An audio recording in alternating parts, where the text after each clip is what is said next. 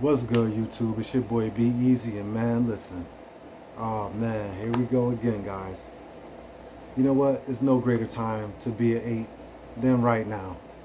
And I'll tell you exactly why. Now, first I want to start off. This video is about connecting the dots. But I also want to preface this with saying this is not financial advice. I'm not a financial advisor. And let's get right into it, guys. Alright, so AMC GME, right?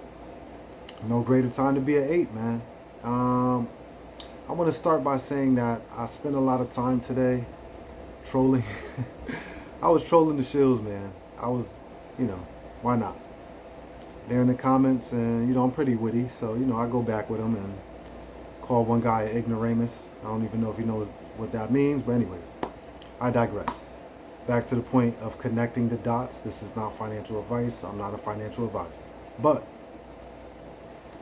we got to take a good look at Mr. Gary Gensler to start off.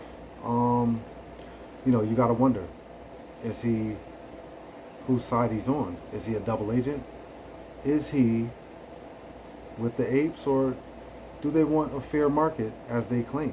Now, I did see Mr. Gensler posted that he wanted us to help him in his efforts in trying to regulate the market. Now,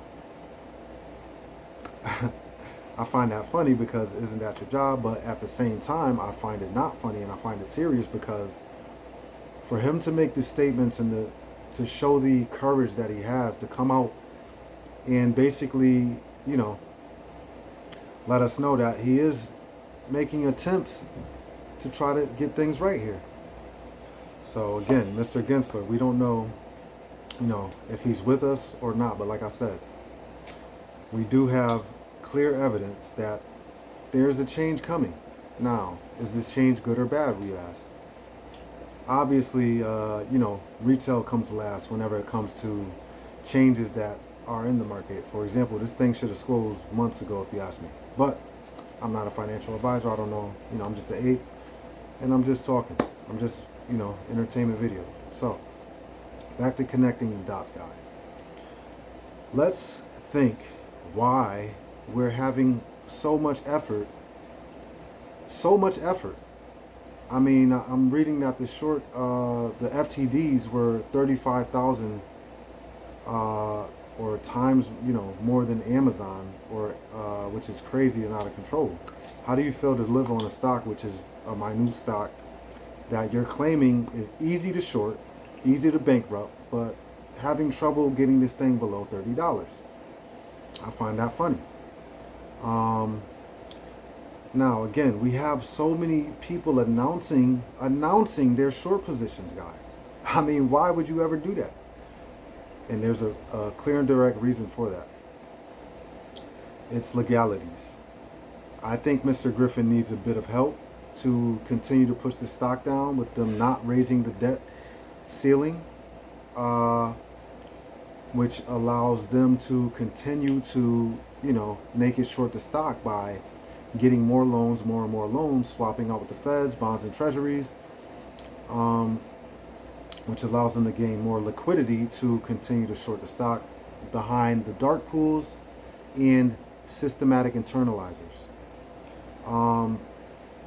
So with that said, that's our first dot, which is the short position announcement, right?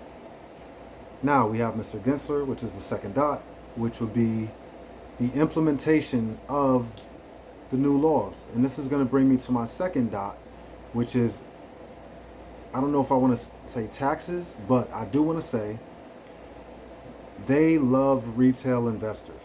And let me tell you why. Again, I told you last video that younger investors have a lack of attention span and patience. So they love that. They're making way more money. And also, they know we don't know how to evade and dodge taxes like the hedge funds do. I'm sure there's an offshore account somewhere with a bunch of FTDs in it. Let's just leave it at that. And that's our second dot, guys. So we have announcement of short positions. We have the SEC making changes because they love retail in order to get us to pay taxes, which goes back into the system, which creates a greater America, guys, or a greater nation, or even on a greater aspect, a greater world where somebody's not hodling the wealth and it's able to be dispersed properly, guys. So that's the third dot. Retail is they want us around, and the longer this play takes to play out, they're not going to have much retail left, because you see it in the comments. People are literally leaving the market probably as soon as this play is over, because there's no trust in the market, in its clarity, and its fairness, and its ability to display what the people want and what the people supply and demand, guys. As you know, when supply is low and demand is high, brings forth an uprising in the price. For example, Bitcoin was started with $21 million, right? And basically, once that $21 million ran out, it surged the price upwards because the demand still was high. So when you got high demand, low supply, it's supposed to raise the price. In this case, this has an adverse effect, which makes a lot of people scratch their heads, because the fourth dot I want to bring forth is the infiltration. They want to keep saying apes are selling this thing. I mean, if you read the news, it's all FUD. Fear, uncertainty, and doubt. FUD, FUD. Which it kind of confuses newer investors to the market who don't know or who hasn't had experience with how this thing works. And AMC has a negative beta, which means it's a great hedge, which brings me to the fifth dot, which is obviously Nancy Pelosi's husband increased their long position recently, and you got the shills in the comments saying that's old news and this and that. It's irrelevant for them to even be involved, or for major institutions to increase and to continue to go long on the stock, guys, GME and AMC. It should let you know something. And the sixth dot I want to bring forth is the manipulation. Why try so hard? Why put so much effort? For example, if I'm making money over here, why am I worried about what you're doing over there? And you're seeing the complete opposite.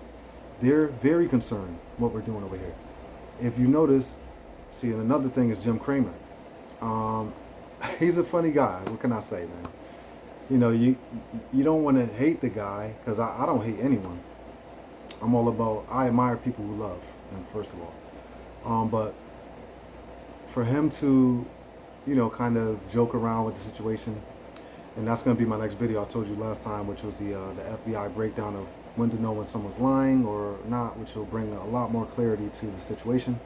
Anyways, you can't hate the guy, man. He's doing his job. He's an entertainer, and he's entertaining. What can I say?